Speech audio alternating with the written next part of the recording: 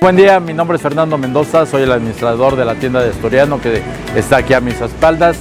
Estamos ubicados en Cibatá, enfrente de la Universidad de Anáhuac, en la Plaza Centric.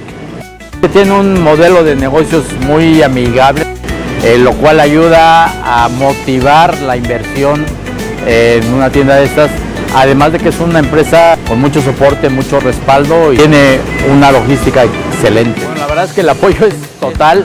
Tenemos desde la supervisión de zona que está muy al pendiente de la operación, tenemos supervisores remotos que a través de las cámaras o en línea están también apoyando y solucionando los problemas.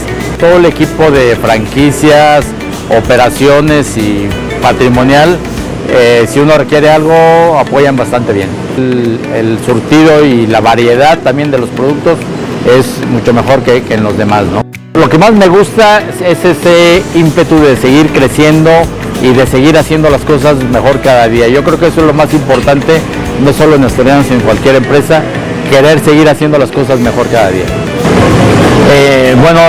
Normalmente cuando uno invierte en una franquicia es porque quiere un buen retorno sobre la inversión y creo que Asturiano es una tienda que ofrece muy buen retorno en poco tiempo y uno está contento con la inversión.